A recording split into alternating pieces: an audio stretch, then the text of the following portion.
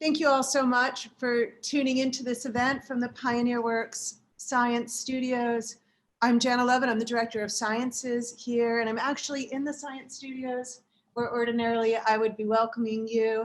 I'm also a professor of astronomy and physics at Barnard College of Columbia University, and I just wanted to give a shout out to Barnard for supporting us so much in what we're doing here in the extended city campus.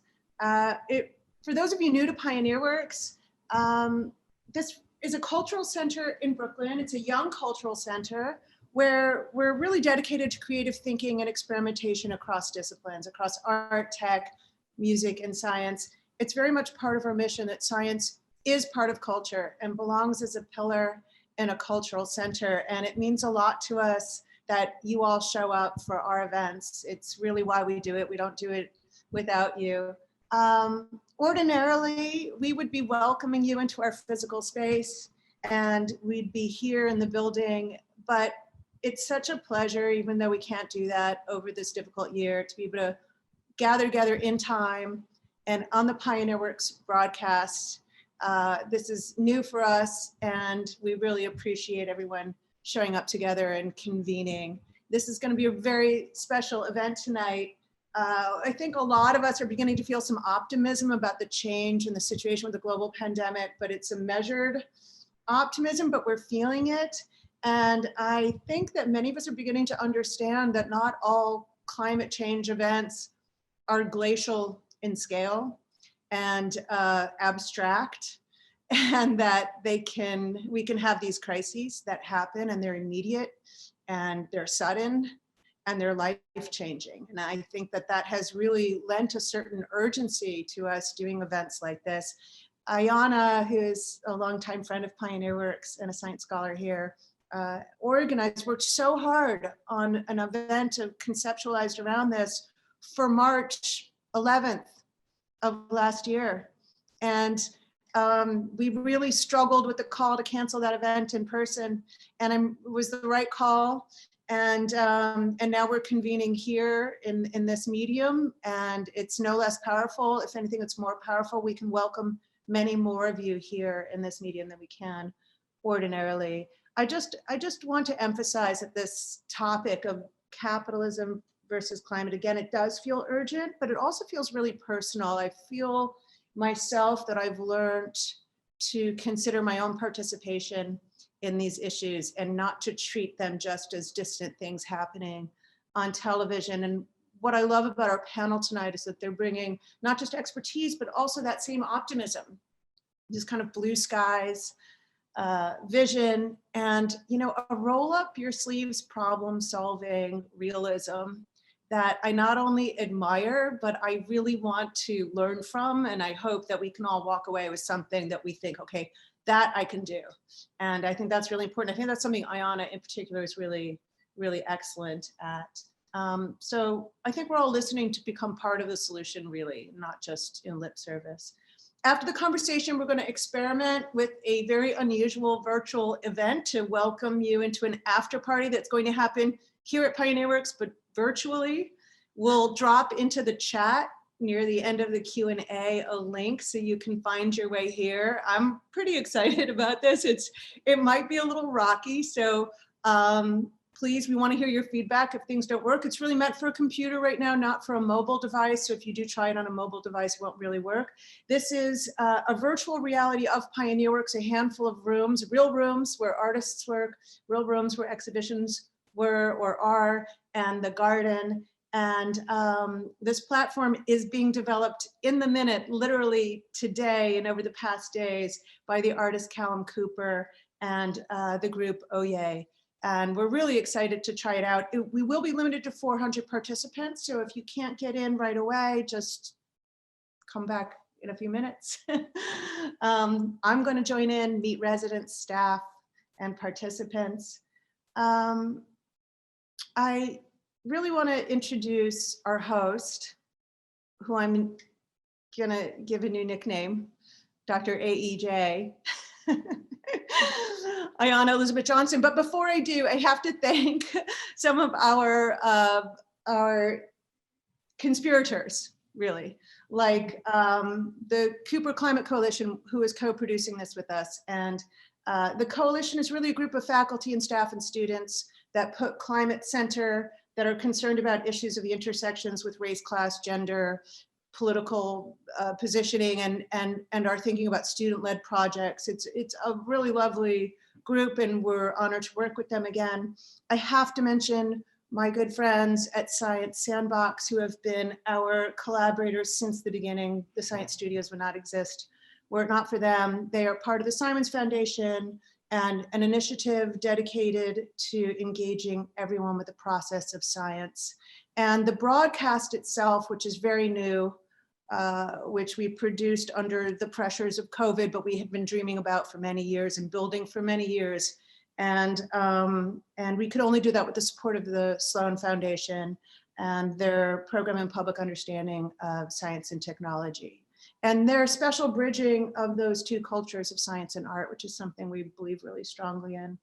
Now, this philanthropy supports our mission to keep everything free and open to the public, and to bring these great minds and inspired conversations that are accessible to everyone. And that is a very uncapitalistic and foolish business model. And even with their philanthropic support, we still need you, right? We still need our audience and our community.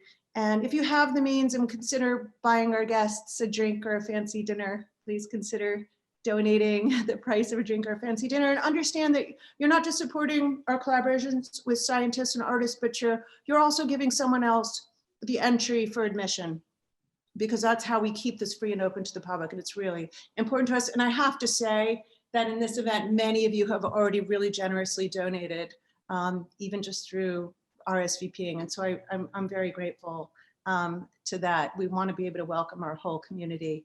And now I come to our delightful host, who I have missed during this quarantine. Hey, Dr. AEJ, that's my new name for you. We'll see if that works.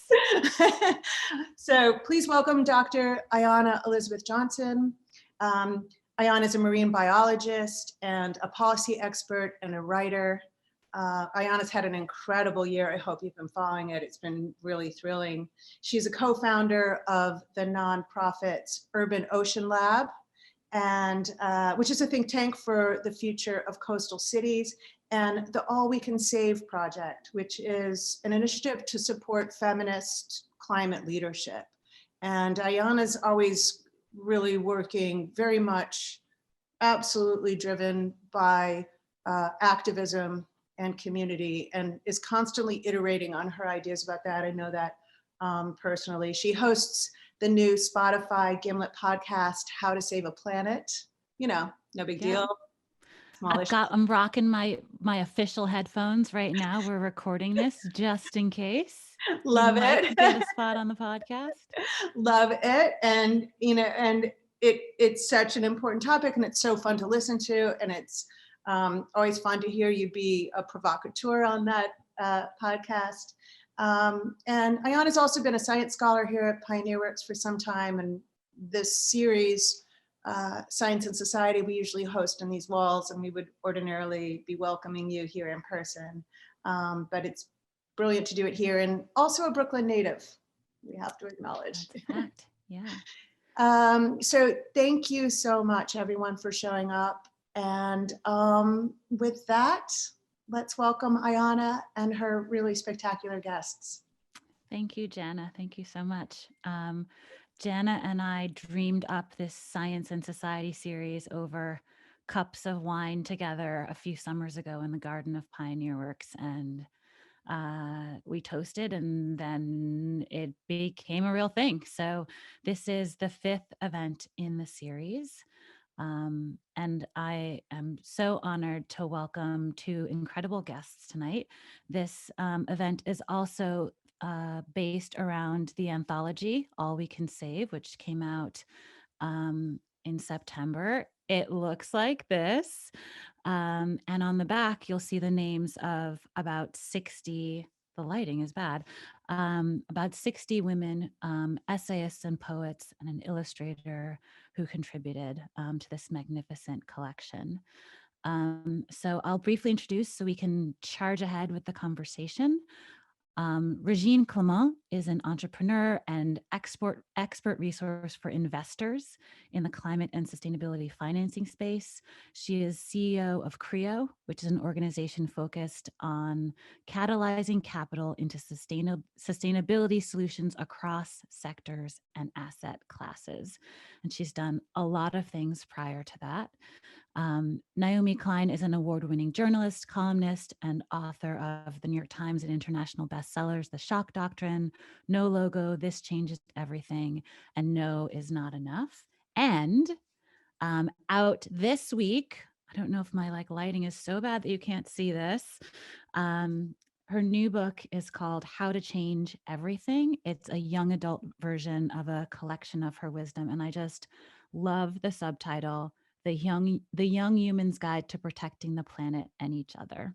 So if you have a young person in your life, pick up this hot off the presses version of her collected wisdom. So this is capitalism versus climate. The verses very much to be discussed. But I thought before we dive into the details of this conversation, we should try to define our terms a tiny bit, because people toss around the word capitalism without, I think, really thinking very often about what it means. So I did what people do. I Googled it.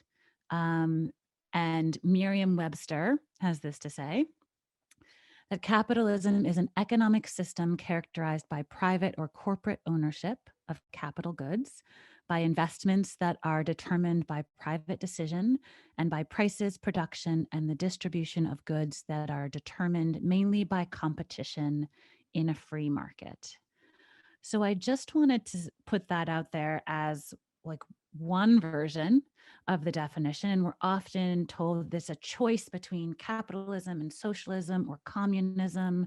And there's this underpinning that capitalism is perpetuated on perpetual growth, and is barter the alternative, so before we go deep, I'd love to hear just where are you on that definition? Does that vibe with you? What are we missing? How would you frame what is capitalism? Régine, do you want to kick us off? Sure. Thank you. Thank you, Ayanna, for inviting me. Really excited to be part of this conversation, and so excited to have been part of the anthology on your project. So thank you. So yeah, I've been putting a lot of time thinking about that definition, and I think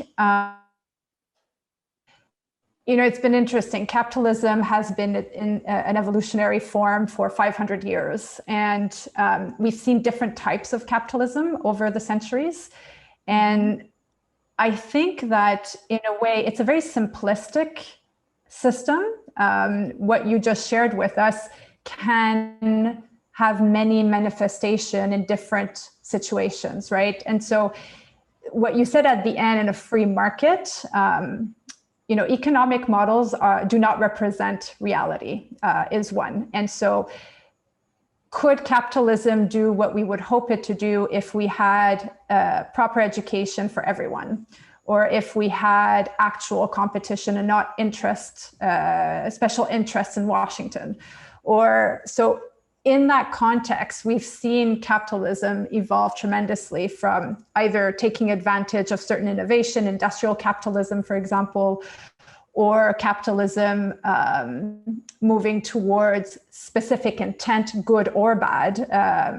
State capitalism, for example, where the state comes in and kind of directs capitalism. Because at the end of the day, private property allows for innovation and allows for, in a way, a very inclusive proposition for innovation and progress. I do have a very strong view about leveraging capitalism for climate. I think that it actually can be an excellent system for climate, but it needs direction. And that direction needs to come from us and the economic agents that participate in it. I'm happy to talk more about that later in the talk. Oh, we will. Naomi, what would you add or change about what we've said so far? Sure. Well, first, I just want to say how happy I am to be with you and to have this conversation, which I think is very Likewise. timely. And I want to thank everybody who made this possible, everyone at Pioneer Works and Cooper. And I want to acknowledge that I'm speaking to you from unceded Coast Salish territories in what is now called British Columbia. And I would say, that definition is good enough.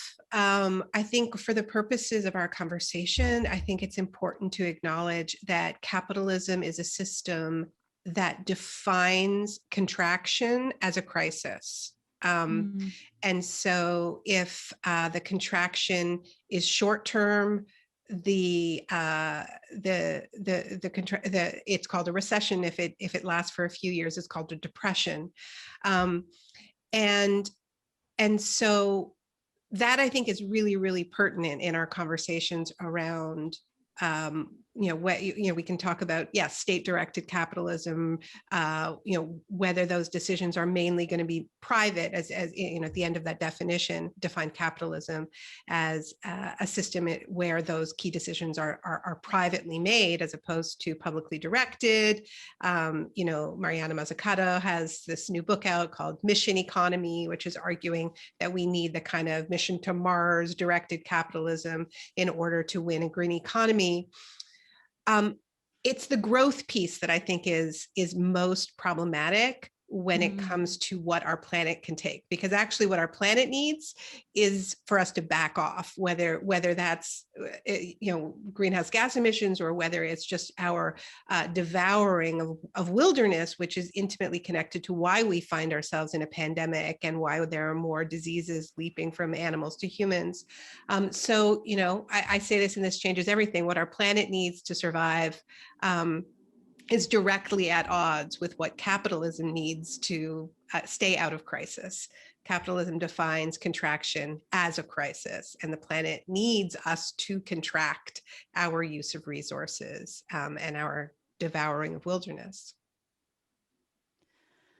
So,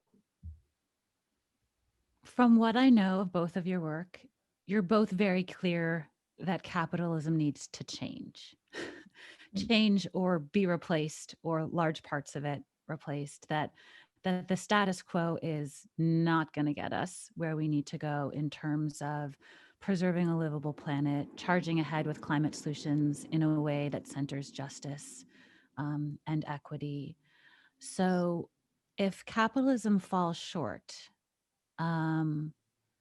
what would it look like to shift it?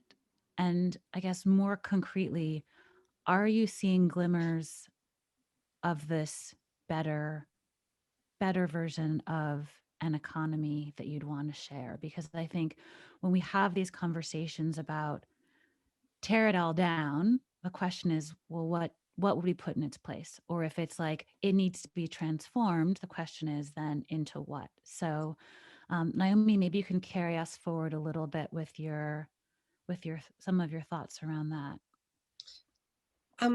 So I think one thing that I just want to get out of the way is I don't think that it is in any way realistic to say that we need to tear down our entire existing economy before we can act in the face of the climate crisis.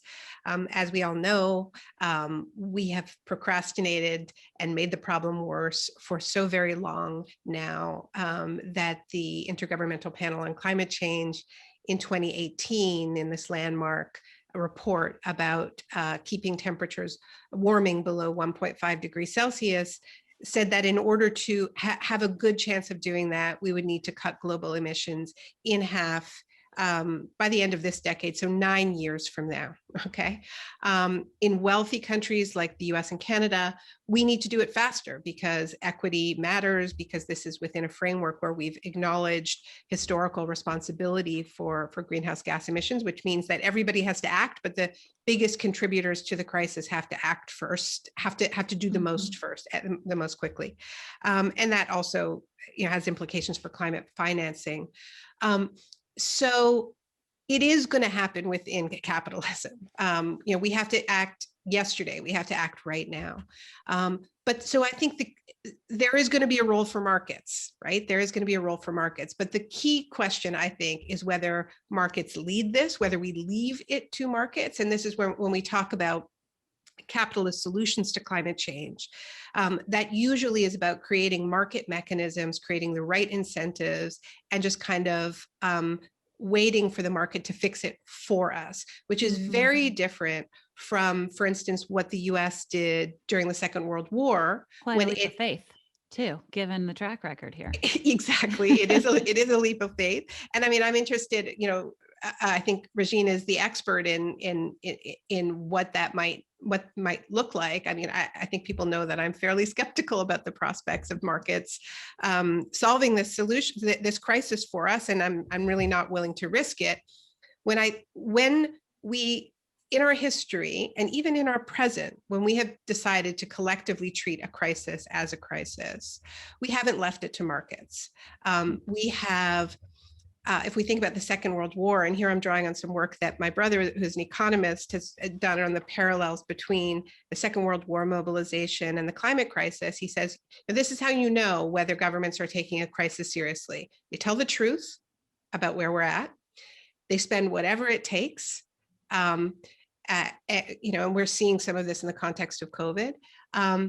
And they create the institutions that are needed, right? So they create state institutions where where the market fails, right? In Canada, where I'm from, they created dozens of crown corporations in order to fight the war effort.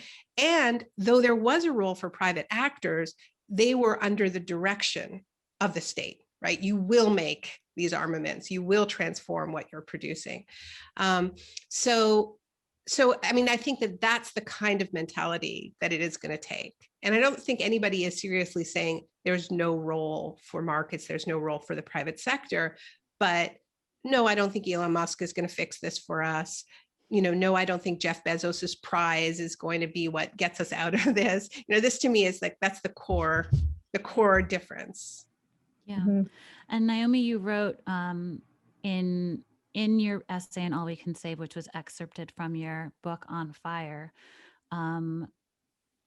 really powerfully, that for your entire adult life, I've been involved in movements confronting the myriad ways that our current economic systems grind up people's lives and landscapes in the ruthless pursuit of profit.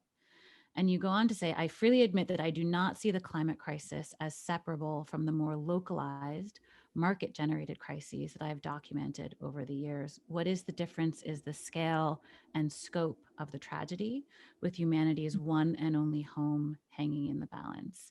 I've always had a tremendous sense of urgency about the need to shift to a dramatically more humane economic model, but there is a different quality to that urgency now, because it just so happens that we are all alive at the last possible moment when changing course can mean saving lives on a truly unimaginable scale. None of this means that every climate policy must dismantle capitalism or else it should be dismissed, as some critics have absurdly claimed.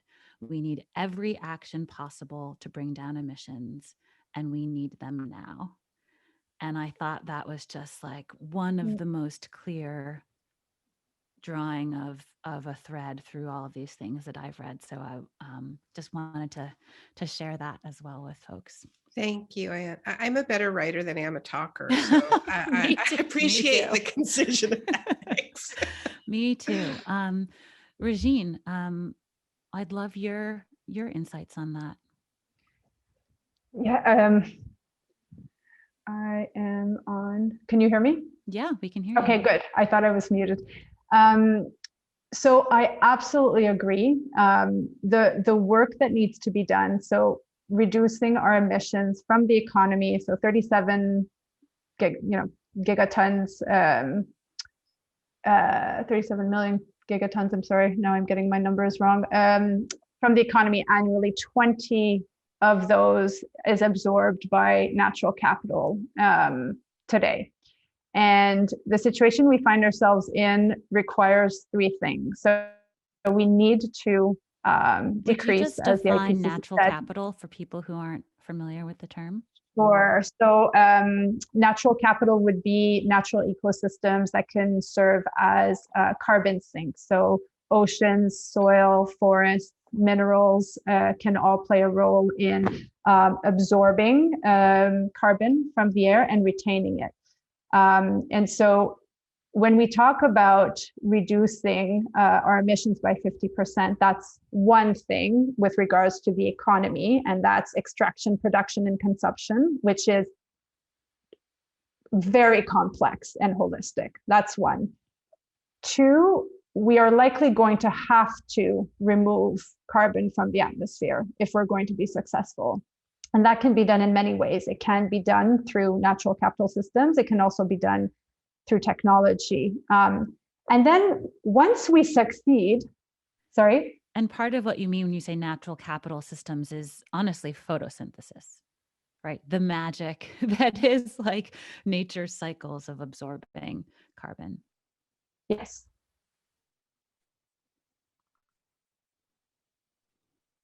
Uh-oh, she's a little bit frozen. Yes. Sorry, There we you're go. cutting out a little bit, but I think I captured what you said. And yeah, but then we also have to think about once we succeed, and I believe we will succeed, how do we maintain it? So there's kind of three levels of this work. And, you know, if I look at the Second World War, we had many nations come together. A lot of the work was government work.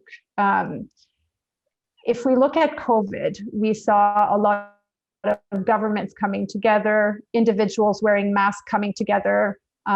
We saw scientists and entrepreneurs coming together to work towards a solution, which I think is unprecedented.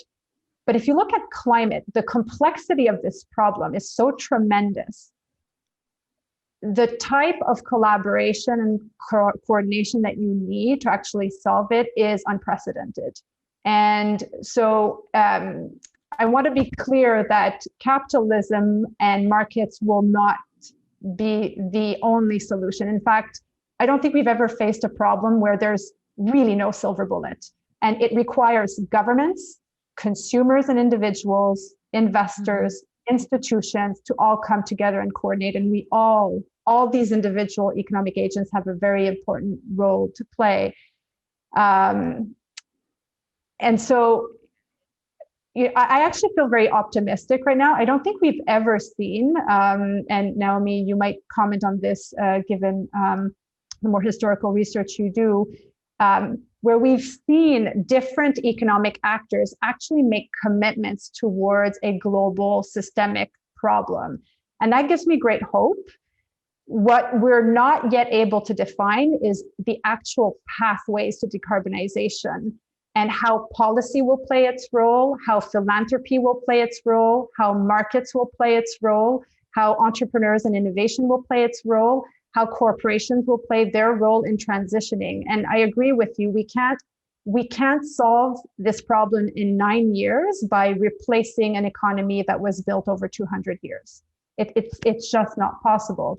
And so from, you know, I have broader thoughts about it, but from a Creo perspective, where, you know, our theory of change is that capital markets, which keep growing, there is so much capital in capital markets. We're at $500 trillion on the capital side. We're at 400 trillion in the real economy. That is $900 trillion. Wow. And a lot of this capital is looking for opportunities to be invested, not necessarily in climate, but there's not enough opportunity in the world for this capital to be activated. And so I just want to say that just really makes me think that we need a massive tax increase on, you know, Wall Street and the rich. Like we need control over that. There is so much money sloshing around the global economy. A lot of it is ending up in tax havens. And, you know, if we think about any time in history when we have done things on this, anything resembling the scale that we're talking about. We think about wars, we think about the Great Depression and the rolling out of electricity and the New Deal era, massive investments in housing. It's not something we left to the market. The state created capital, and the state took a much higher percentage of the private capital that was generated and invested in the public sphere. I wish I felt optimistic. What makes me not optimistic is not, that there isn't the desire or the energy or the public support. It's that I think there's political capture. And I think one of the things one of the problems with having an economy as profoundly unequal as ours is that there's so much money left over to fund political campaigns and distort the public debates and spread misinformation. What I worry about is that we can absolutely point to ways that you can make money from green energy and from all kinds of green things. And my fear is that capitalism is resilient enough that it can create a quite thriving green market where there are investors like the ones that you work with, Régine, who will invest in all kinds of green stocks. And simultaneously, other parts of of the market will burn the planet unless it is directed in a much, much more hands-on, regulatory, non-voluntary fashion. Our mutual friend Bill McKibben, for instance, had a piece in the New Yorker last week about a meeting that took place with the heads of all the major banks. It was the Institute of International Finance, and Larry Fink, the CEO of BlackRock, was on the call and said, we can't have fossil fuel divestment. And he called it greenwashing, amazingly. And there was also pushback from the Bank of America that it invested $156 billion in new fossil fuel projects last year. So these are the same banks that are talking a good game about green capital or what natural capital and all of these green things and Paris and net zero by 2050. And meanwhile, they are pouring hundreds of billions of dollars into new fossil fuel infrastructure. Yeah. My fear is they can make money from all of it, right? But we as humans can't allow that to happen. Yeah. No, exactly. And so that's why the intention is important. So the way you can change behavior in a system. So if I go back to this, 500 trillion, what's the pathway to change behavior in that? Ultimately, our vision in CREO, and we play a very small role in this. I think it is an important role, but ultimately we're trying to transform capital markets so that as a system, it recognizes the enduring value of the environment and actually supports a decarbonized world and a sustainable world. And that is a huge proposition. And the markets can't do it alone. So there's many ways you can change behavior through rules and regulations, which a lot of amazing organizations are working on that series. Others, you've got different disclosure standards, SASB, SASB is probably the best known one. There is concern in the marketplace too so first of all, these regulations are not being adopted fast enough. And once they are, that the system, if the intention is not there, might mask some of the merits of these rules and regulations around disclosure. And so the discussions we're having amongst many institutions is combining kind of the rules and regulation, top-down, mandatory change of behavior. What we're trying to do in CREO, because we just, given our relationships and our expertise, is to try to change behavior in a voluntary way, and by positive action, through network effect, influence not only the networks of the investors and the advisors that advise them and the banks that support them, but also de-risk some of the technologies whether you're talking about solar, wind, basics, but regenerative agriculture. I mean, for these industries to shift from fossil fuel plastics to new materials, there is a lot of capital that needs to go into innovation. And, you know, Cleantech 1.0, Silicon Valley jumped in and jumped out very quickly because it's tough investing. It requires long-term horizon thinking.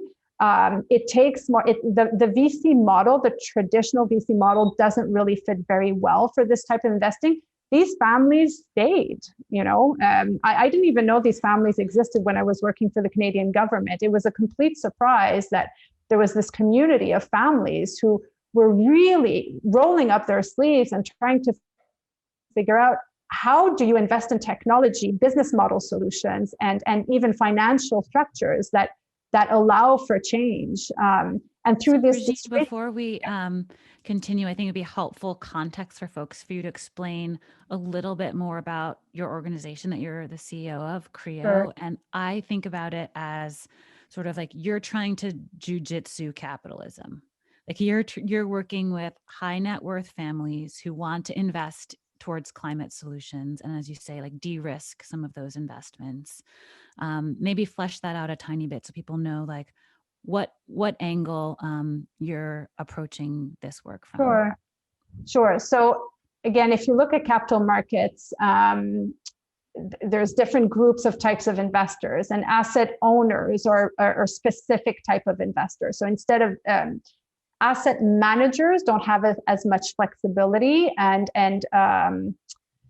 ability to do what they want to do with the capital. Asset owners are family offices, so they're ultra wealthy families. Some of them are 300, 400-year-old families in Europe or in Asia. Others are, you know, first generation tech entrepreneurs who have done really, really well. And they have unique characteristics in the marketplace, in the world of investors. They're not, because they create these family offices that really help them manage their own capital, they're not regulated. You may think that's a good thing or a bad thing. They have long-term horizon. They have flexibility in terms of using the right type of capital for the right opportunity at the right time. They don't have to exit businesses early because they're trying to attract more capital when they're fundraising. All of these characteristics allow them to come in early and really be trailblazers in this space. And again, if it wasn't for some of the investments of some of these families, we would be even more behind in terms of our understanding of how you can actually transition. So it's not only about renewable energy, it's transitioning some of these industries that have been functioning with GHG emissions for so many years. So we help them do. Here we are with some families having accumulated insane amounts of personal wealth. And you're like, well, this is where there's heaps of money and lots of flexibility. How can we use this to start to shift things? I mean, Yes. Regardless of whether, you know, how we got into this scenario, this is where we currently are. So how do we sort of like move some of those resources around? And Naomi's got definitely something to say about this. I mean, one thing I just wanted to just add. So on the question of risk, I think that you know, if we're just thinking about renewables right now, prices have collapsed. It's a lot less risky, right? Yeah. But I would argue that that is not primarily because of private capital, that it's primarily because of huge public sector investment. We are all benefiting because the German government sank a huge amount of public money into renewables, and the Chinese government did as well. And those two forces of state investment in renewables played a huge role in pushing down. They invested in R&D, they rolled out at scale, and now we're all riding that, riding the benefits of that with lower prices. The other thing I would just say is there's no doubt that there's money to be made in all kinds of green tech. What worries me is I think we need to have a very serious conversation about if we are going to make these huge changes in how our economy runs, and we need to, I mean, this is what the IPCC has said, that if we're going to achieve these kinds of emission reductions, it requires, and this is the famous quote, fundamental transformation to virtually every aspect of society. Now, the argument that I've been making for a while is this economy is failing on multiple levels. Climate change is just one of them. It's producing, for sure, immoral and catastrophic levels of poverty and economic injustice and exclusions of every kind, based on race, based on gender, based on migration status. We have a chance as we transition to build a fair economy, which is why, those of us who've been arguing for a Green New Deal talk about energy democracy, that it isn't only that we want green energy, that we want to be buying green energy no longer from, a big fossil fuel company. Now we're happy to get it from, a big green energy company, or maybe the same fossil fuel companies who are now selling us green energy. If we are going to transition, why wouldn't we multitask? Why wouldn't we simultaneously build a fair economy? Mm-hmm. The wonderful thing about renewables, to me, is that it's decentralized by its very nature. It lends itself to a much more democratic ownership structure, because the wind and the sun are everywhere. So you don't have the kinds of high capital investments required of an extractive based energy source, right? Fossil fuels have always lent themselves to monopolistic power, whether state or private, because it costs so much to dig it up and refine, right? And to transport. With renewables, if you look at what Denmark did, what Germany did, they designed policy that encouraged municipal ownership, cooperative ownership, small scale ownership, nonprofit. Not to say they banned market players, but they encourage non-market players as well.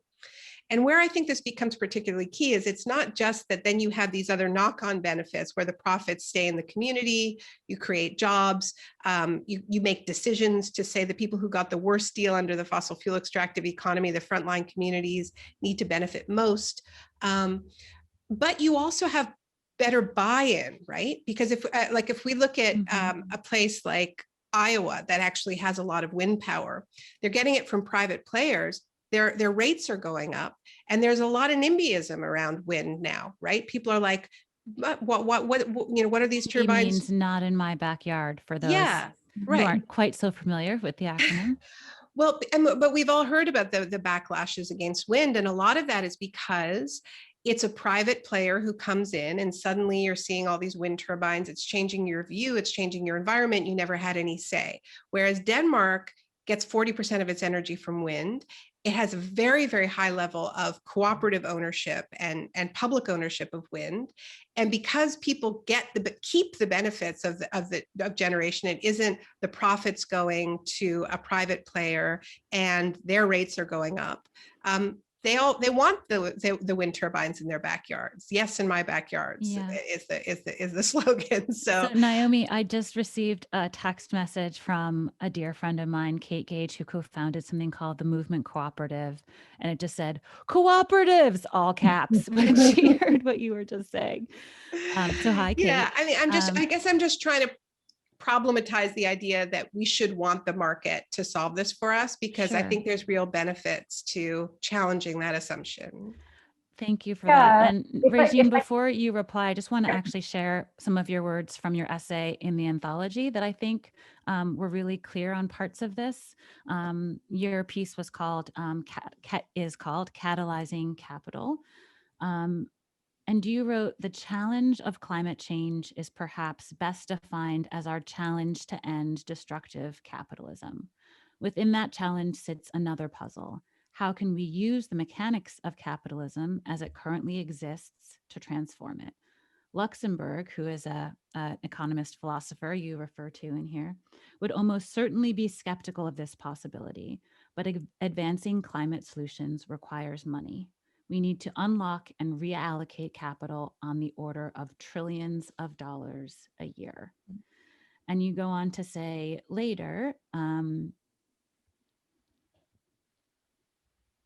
the world's richest 1% have carbon footprints that are 175 times higher than the poorest 10%. Economic and social inequality, as well as what has been dubbed, quote, carbon inequality, unquote, must all be addressed in our work to stop climate change and by extension to end destructive capitalism. At the same time, we can use the reality of our current system to transform it. Highly concentrated wealth, investors seeking returns, the ability of the wealthy to exert influence, and investment successes attracting much needed capital to climate solutions. So I'm wondering if, there's a robust sort of abstract discussion to be had here, but I'm wondering if you can also help us get like a bit more concrete with an example of what that really looks like in practice. And then maybe Naomi too. And if you want to mention cooperatives again, that's more than welcome clearly here. So Régine, if you want to just share something on that. Sure. If I just may, so governments have to play a really important role and they have to invest in this space. But governments are approaching us and they're approaching sovereign wealth funds and they're approaching pension funds for help because they don't have enough money to actually do this. So I just wanted to be clear that we require, and it's complicated because governments invest with certain terms, international development banks invest with certain terms, families invest with certain terms, pension funds do as well. And, again, what I find amazing that is happening right now, the financial market works in silos, just like many other things in our economy and our world. And we're starting to see different types of investors coming together around this challenge to see how they can work together with the different types of capital, whether it's credit or debt or equity, to find new ways to work with government, to work with the international development banks. And it's really accelerating. Now, again, this is all very difficult because we're used to doing things in our own ways, right? And that's the same thing for investors. But we are going to have to activate capital markets. We can't get to the trillions, and it's not 2 or 3 or 7 trillion. We need to redirect most of this capital. And so we are looking for ways for private capital, institutional capital, and government capital to work together. Can you share an example of how that's going? Like, what does that look like in reality? And is it already happening in a significant way? It's happening more in Europe. Europe has more of a history of, and it happens also, I'd say, more in Canada. I'm not familiar with other marketplaces. Is this the part where I reveal that both of you are Canadians? We're having versus capitalism versus climate discussion tonight. And my grandparents are from Canada, so maybe I get too. Well, anyway, there's amazing examples of how Canada is coming into this space, and there's some challenges there too.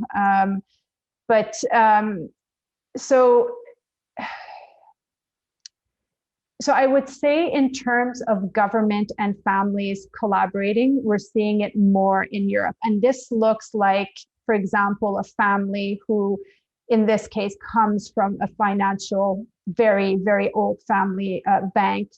They will, and they have a very strong intention around climate and biodiversity.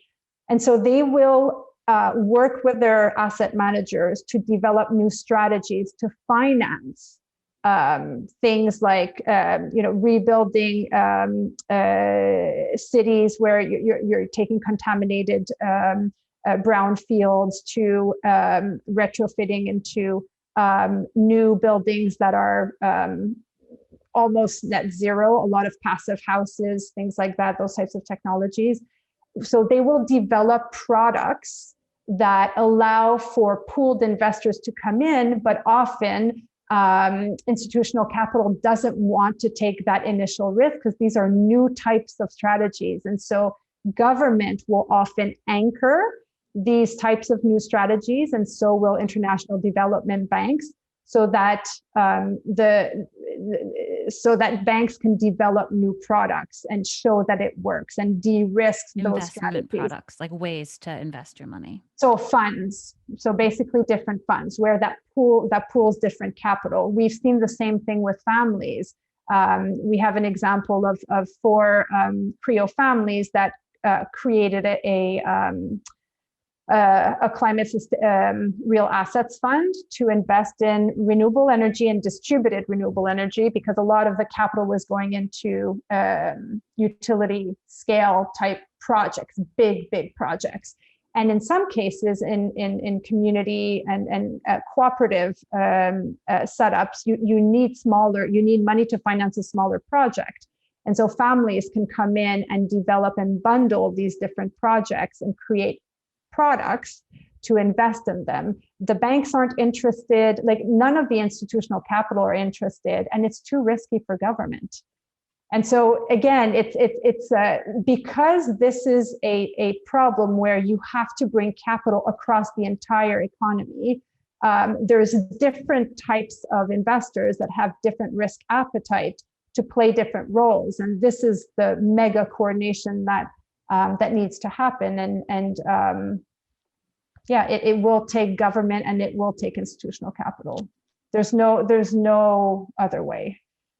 So you both are offering some version of all of the above, right? Like we need to change the system while also addressing climate, and that there's a lot of different shapes that can take. And Naomi, I'd love to hear from you if there's an example of what you think it looks like to start to get it right. Like what does that shift in the way that capitalism can actually look like, for capitalism to actually be a great part of how we, or at least like a useful part of how we start to address this transformation that is needed in terms of, right, not just our electricity and our transportation, but our agriculture and land use and manufacturing and buildings. Like if everything needs to change, as you sort of lay out the case for so eloquently in your books, and if we are currently living within this system of capitalism, what have you seen that shows us how that transformation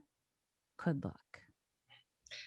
Well, I mean, to be honest, I don't really focus my energy on like how capitalism can fix this, because I really don't think it can. And I think that the history of capitalism is a history of enclosure. It's bringing more and more of human life into the market that was outside of it previously. So starting with like the original enclosures of public lands, of shared, of common lands, the enclosing of labor, where we are at in what is sometimes called late capitalism is every single part of life is now enclosed in the market, including, the conversation that we're having right now, right? We if we were doing this in person, it would have been in a public space governed by public interests. But as everything has moved online, it's been enclosed inside commercial platforms. And so public education has moved onto private platforms like Zoom and Google. Our data is being extracted. Our relationships are being commodified. I mean, we are really, really deep. And I believe that the way we get out of this is a process of decommodification and taking things out of the reach of the market, which is why I always kind of get my back up when I hear phrases like natural capital to describe nature, and the idea that the way in which we are going to act on climate is and I'm curious to know, Ayana, your views on this, because I was hoping to get to stay out of it and just ask provocative questions and pretend I don't know anything about it. There's a lot of this talk around, ecosystem services, right? And this idea that if we can put a dollar amount on coral reefs, which I know is, a passion of yours, then we'll be motivated to save it. And I believe that we aren't going to get anywhere until we learn to value things that are more important than money,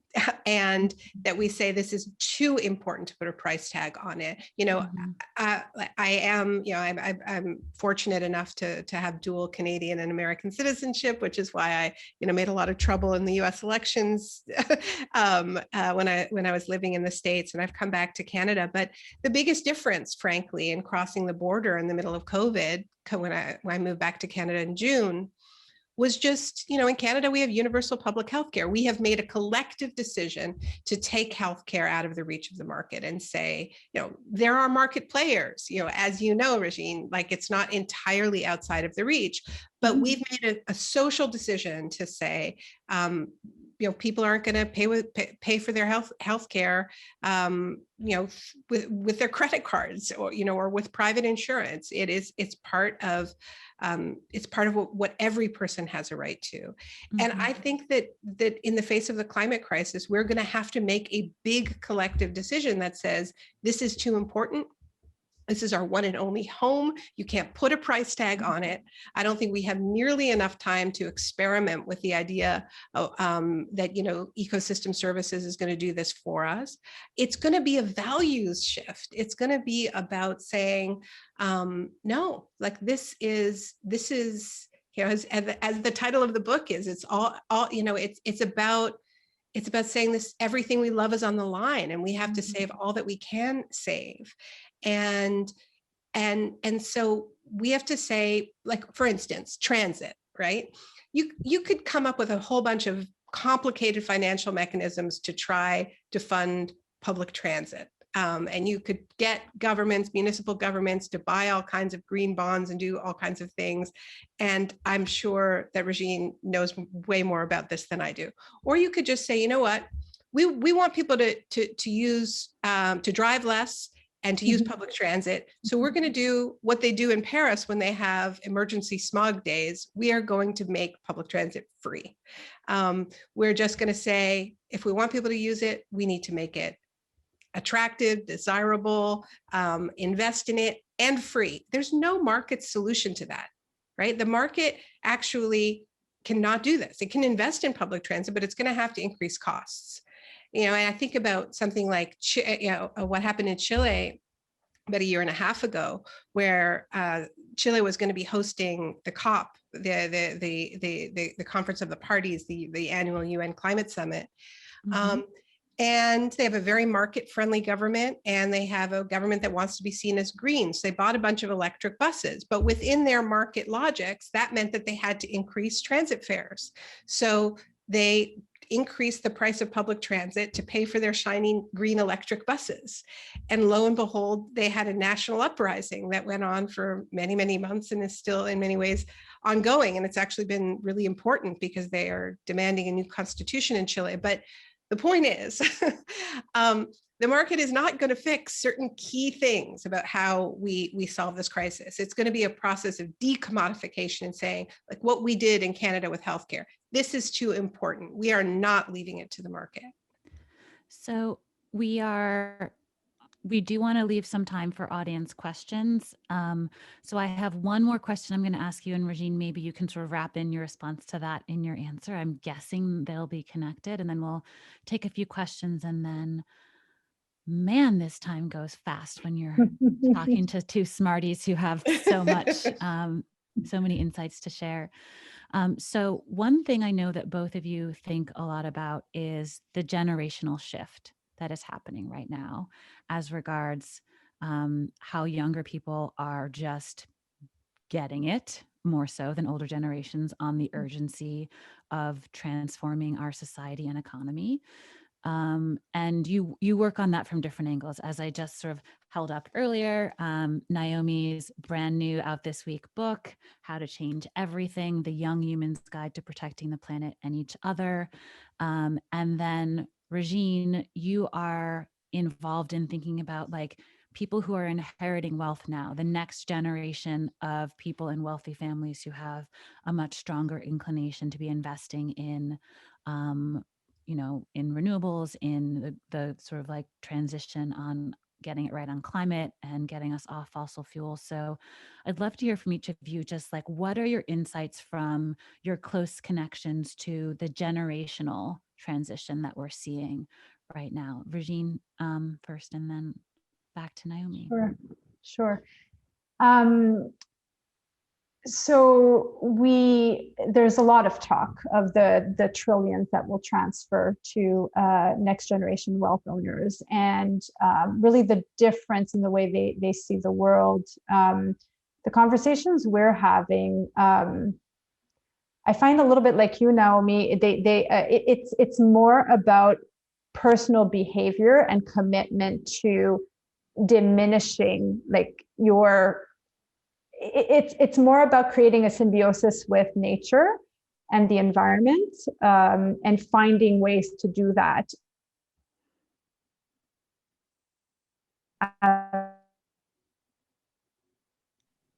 Advance that. So it's interesting because we have many generations in CREO members. I'd say those who are currently managing wealth are very focused on the solutions that are currently the ideas that exist. So around renewable energy, and it goes from breakthrough technologies to business models, but it's really continuing to invest in the current ideas that can solve climate, and then how to scale them. And the next generation is really asking themselves as stewards, not only of this wealth that they're inheriting, but what does that mean as a person when you inherit all of this wealth? And what does that mean as a human being, part of having to respond to this crisis and as the opportunity to be a steward of the world? And so there's a lot more questioning, I find, around just different thinking about solutions that are a lot more nature-based, but really, how can humanity and nature function as one? Because at the end of the day, we're supposed to be an evolved species, and for us to not recognize that we are part of nature and that we are one with them, and to think that we can solve this through just technology, I think, frankly, I think it's arrogant. And so I find the next generation is really going deeper philosophically around what does it mean to solve this problem. And I personally think that there's merit in bringing all of these different approaches, experience and energy, and really thinking outside of the box to solve it. And so we have really exciting conversations around that. So as a follow-up, Régine, which is actually, and Naomi, definitely want to hear your response to this as well. But first, Régine, there was a question from the audience that's actually the perfect follow-up to what you just said. So I'll interject that here. The question is, can you envision a roadmap where investment in renewable energy can act as a catalyst for radical and righteous financial exchanges to occur? How are the investments CREO is making putting the ancient solutions of Indigenous, Black, and POC incorporating reparations and redistribution of wealth into their strategy? So from what you said about just like the level of deep questioning of people who are inheriting wealth that you're seeing, and the sort of like philosophical shifts that you're seeing, are how is redistribution of wealth or reparations factoring into the way they're thinking about, being one of many stewards on this planet, and being in this weird position of having a heap of money sort of like appear, in your life? Yeah, I'm personally not in that situation, so it's hard for me to really, convey what it means for them to go through that experience, given the enormous inequality that exists in the world. I can say, just as I was saying, that there's a lot of questioning. It's a result of this system. I mean, a lot of these next generation wealth owners also asked to be born in the, you know, so it's an existential question for them in a way. There's a lot of talk now of more so than ever. There was initially in CREO. CREO is, we are very climate focused. And so a lot of the lens was climate only. And we always made an effort in thinking about unintended consequences that relate to social issues. Since last year, I mean, most of our families are now really trying, you know, irrespective of the generation, trying to bring, you know, even this more complex composition and juxtaposition of bringing both a social and environmental and climate lens to every activity that they do. We as an organization are also figuring out ways to connect with the Black, Brown, underserved communities and those that really don't have a voice, because at the end of the day, we strongly believe that we are not going to solve it unless everybody is involved, understands their roles, and plays that that role of action, right? It really matters. Like, there's no choice. Everybody has to participate in this. And is that actually resulting in moving large sums of money yet? When people think about like, oh my gosh, now that I understand the depth of injustice in the world, like, how can I sort of like get rid of this money faster to help to bridge this inequality? Or is it like, how do we sort of like keep earning returns and keep it going? Are you seeing like actual shifts in like sort of divestment of wealth? I will say there's talk about, there's talk about wealth preservation as opposed to wealth creation. There's talk about, obviously, climate justice. So really looking, because, you know, if you're doing mitigation versus adaptation, I think there's some of our families are moving into the adaptation work of climate, and that we're seeing a lot of very thoughtful projects around communities that will very likely be the hardest hit. But to me, very excited about the opportunity. I mean, post-COVID and the enormous unemployment, there is an opportunity to engage people into new industries, and these industries are nascent and need to grow. And so there's a way to invest in these industries and make sure that you're being inclusive about the growth of these industries. But it takes, again, private and public partnership to do that. So Naomi, on this question, thank you, Régine. On this question of the generational shift, I'd love to hear what you're seeing in the youth climate movement that is dramatically different from the climate movement maybe that you've been involved in for a bunch of years now. And I'll wrap in with that a question from the audience. One of the things that I've been really really sort of pleasantly astounded by is that when young people started marching for climate a few years ago, you were hearing things like systems change, not climate change, and climate justice now, right? The understanding that we need transformation, the understanding that justice has to be in the heart of it. And we have a question from the audience that's also, that says, Naomi, in your essay, And All We Can Save, you talk about social cohesion and the climate justice movement as focusing on, quote, what we want instead. What are some tangible wants that you've heard in environmental and climate justice spaces? And maybe that's something that's shifting generationally as well, if it makes sense to answer those together. Yeah, sure. So there was a lot in there. I'll try to remember all of it. There is a generational shift. I mean, there's no doubt. I was on the board of 350.org for a decade. And 350 was founded at Middlebury College, a group of friends at Middlebury, and their advisor, Bill McKibben, started out as like a local green group at the school. And then pretty cool school project. Yeah. And then lo and behold, built a global climate organization, a climate focused climate justice organization.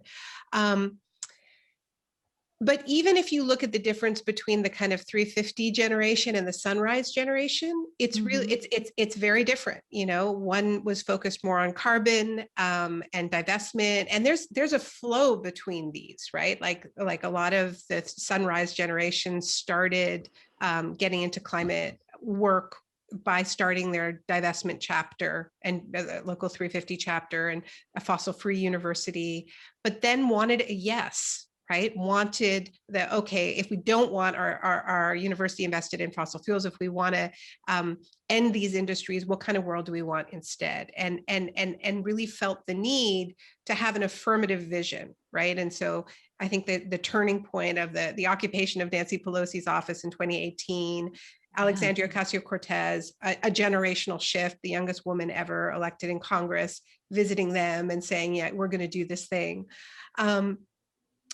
I think the biggest difference is that like young people are being radicalized by reality. And there is just this profound sense of system failure at every level, right? They feel that, certainly the young people who I talk to feel unprotected on every front, right? So yes, their futures are unprotected when it comes to imagining a future where they're running from one disaster to the next, as Alexandria Villaseñor has said. But it's also not being protected from police violence, particularly if they are Black or from another racialized community that is subjected to extra policing, particularly Indigenous people. They don't feel protected in the context of COVID. They feel adults have failed them. They've kept bars and gyms open and not prioritize their education. They don't feel protected from school shootings. It's just like on every level, they feel that this system has produced crisis. They don't feel protected online. They feel they're subject to trolling and hate speech. And so that is why they have this appetite for a deep transformation. That's why we called the book How to Change Everything. They're not scared of that. That's like they feel that everything needs changing, and that there's a connection between these different kinds of crises. A system, that treats the planet as if it is trash is the same system that treats certain people, certain communities as if they're disposable. So there's much more of a readiness to connect the dots for holistic solutions. And yeah, I teach undergrads at Rutgers, and every semester my students are more radical than the semester before. I have to change my syllabus to keep up with them, because it's just like, oh yeah, we get that already, and they're just so ready for the revolution. I think I'm a total sellout, this group I have now. I love that teenagers think Naomi Klein is a sellout. You heard it here first. Just a shill of the capitalist system, that Naomi. Exactly. One thing I just wanted to add, and I just want to apologize because I don't think that Régine should have to be standing in for capitalism, and it's actually very rare that people who are actually working within the system at the level that you are, even deign to debate me. So I feel grateful to you to participate. It's not supposed to be a debate. Well, it's a discussion. It's a discussion. Again, and I come from government, 17 years working for the public good.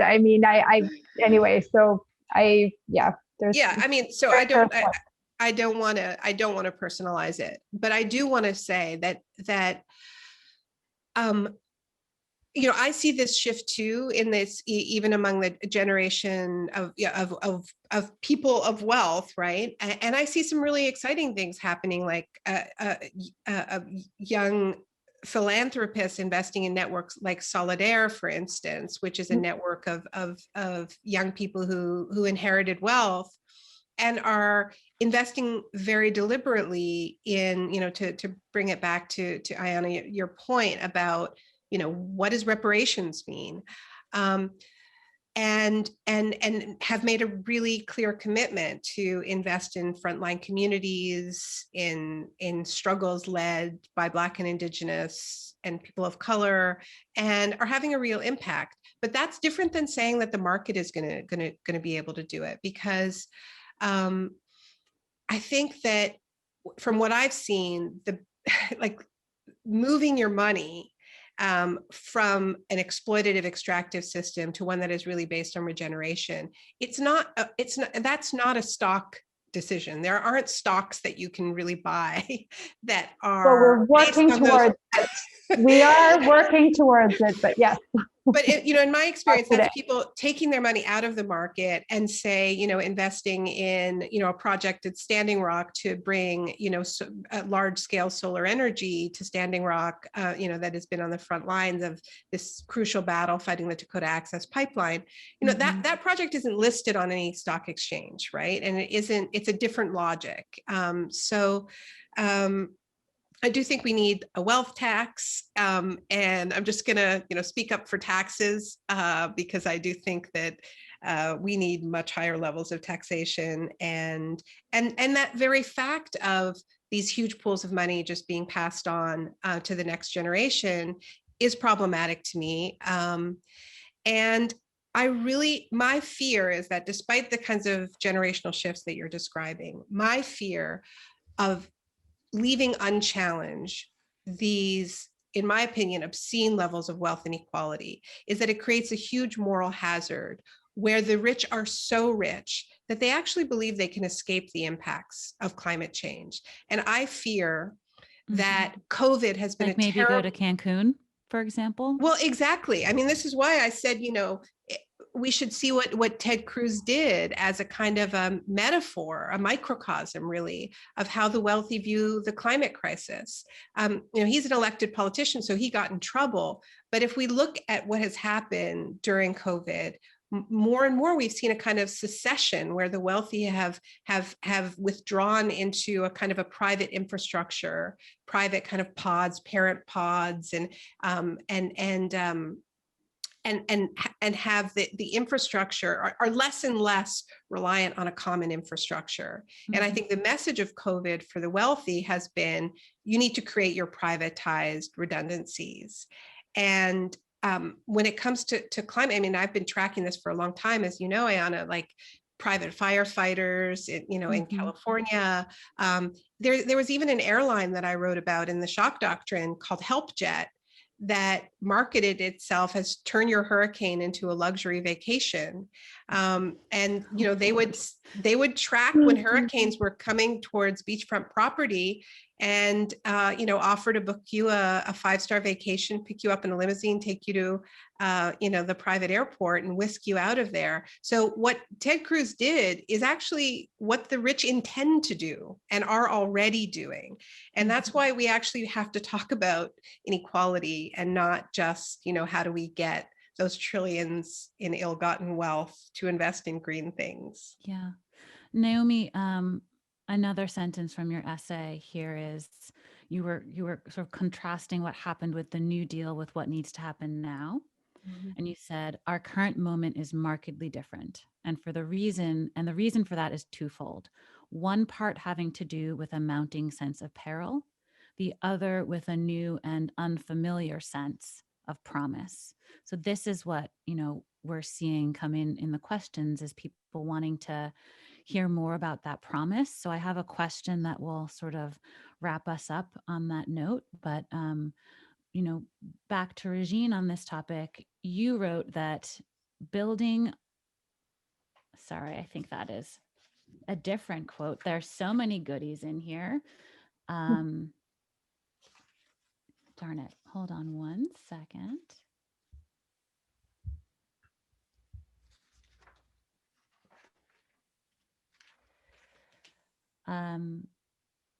You wrote that building on the momentum of climate investing to date, we must go from billions of dollars invested in climate solutions to trillions in the next decade, because that's what systemic transformation will require. And so I think my personal and sort of like boringly uncontroversial opinion in some sense is that, and it's the reason why I invited you two to be in conversation, is that we definitely need an all of the above approach on this. And to the extent that I am allowed to agree with everything both of you said, I think there's like, because of the system that we live in, because we have incredibly wealthy families who can exert influence and start to shift things, because we know that that will never be enough. And there's absolutely a role for policy, for governments, for putting guardrails on everything. I'd love to hear and you both believe in the role of policy and in government, and think that these rules are not adequate in their current incarnation. So if you could implement tomorrow one policy shift that would be really helpful at inflecting the relationship between our current capitalistic economy and charging ahead with climate solutions, is there a specific policy that you think would be really helpful if we didn't have to, if it could just appear tomorrow? My dad would have said 100% inheritance tax, just to benchmark that. You're trying to put Régine out of a job. But on climate, so for No, climate or for like, inequality, yeah. Because I absolutely agree, we need to figure out the equality problem. If we're talking about climate,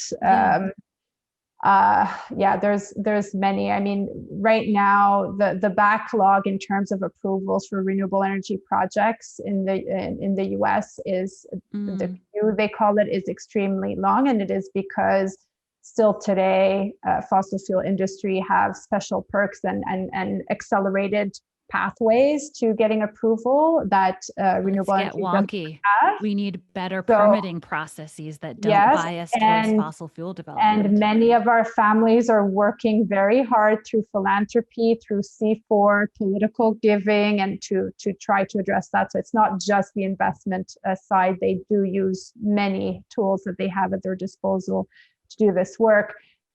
I mean, this is not a silver bullet, but it's one that would really, really move the needle, is pricing carbon. Having a universal carbon price would really change behavior. But if you look at a lot of the climate models, it is still not enough. And so anyway, it surprises people, Naomi, but it is true. Yeah. Yeah, I mean, it's not enough. It would need to be really progressive to not have a backlash once again, right?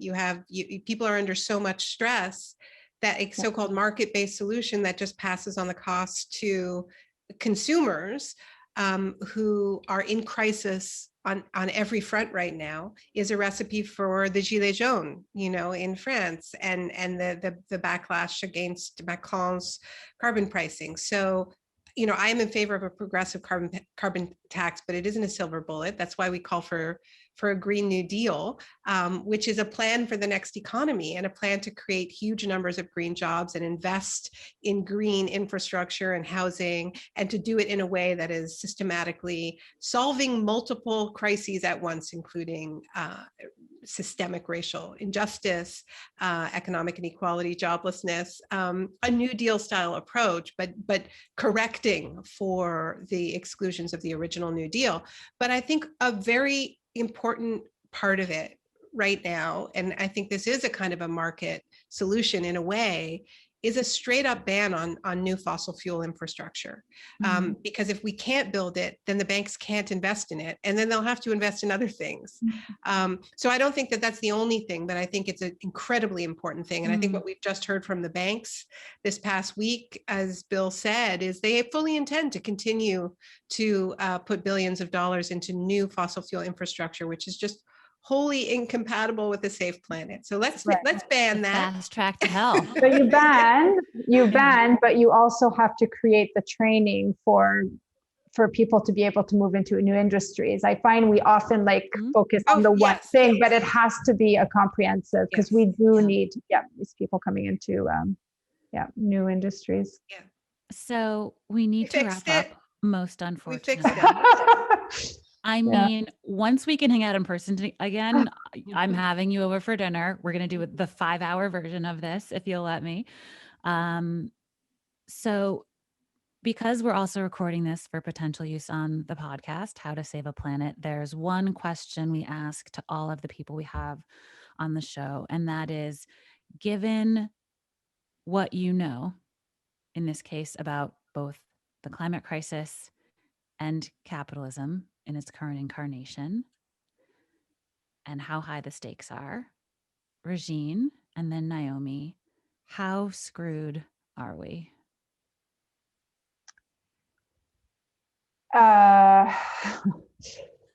So I'm a realist. I'm not typically the most optimistic person. So I just want to start by saying that. And I will say that given all the conversations I have, and not just with families and investors, but other institutions, government officials, the Biden administration's goals, what's happening in Europe, what's happening in China, what's happening in India with regards to climate, I think we can actually solve. My concern is the timeline. So if we had more than 9 and then 30 years, we would be able to solve this. I really believe it. Can we get there and create all the systems?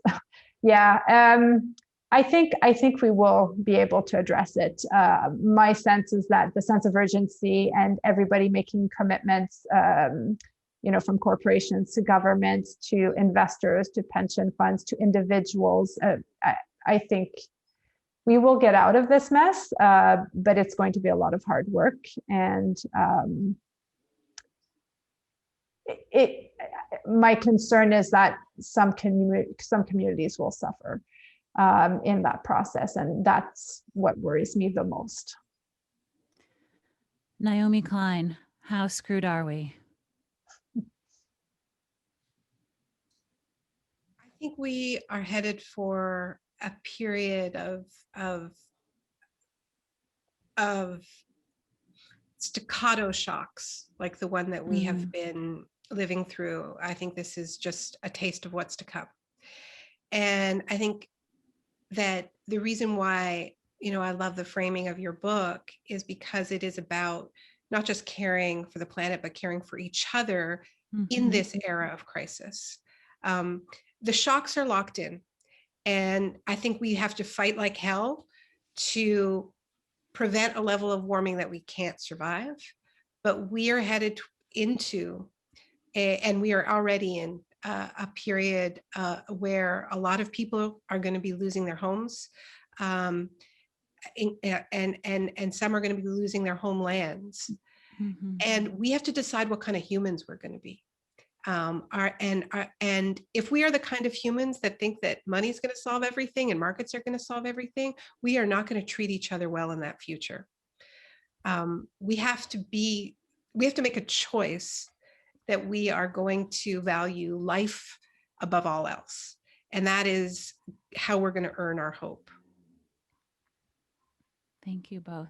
I'm so grateful that you agreed to join me with Pioneer Works in this conversation, celebrating the anthology, All We Can Save, Truth, Courage, and Solutions for the Climate Crisis, my favorite, the subtitle. And I wanted to close just by reading a stanza from a poem by Adrienne Rich that's called Natural Resources, and it's the epigraph for the book. My heart is moved by all I cannot save. So much has been destroyed. I have to cast my lot with those who age after age, perversely, with no extraordinary power, reconstitute the world. And that seems like the challenge we have ahead of us. So thank you for sharing your insights, your perspectives, your evening with us. Until we meet again. Thanks to everyone for joining us. It was such a pleasure. Thank you, Régine. It was nice. So nice to speak with both of you. Nice to meet you as well, Naomi. Thank you, Ayanna. Good night, everyone. Good night.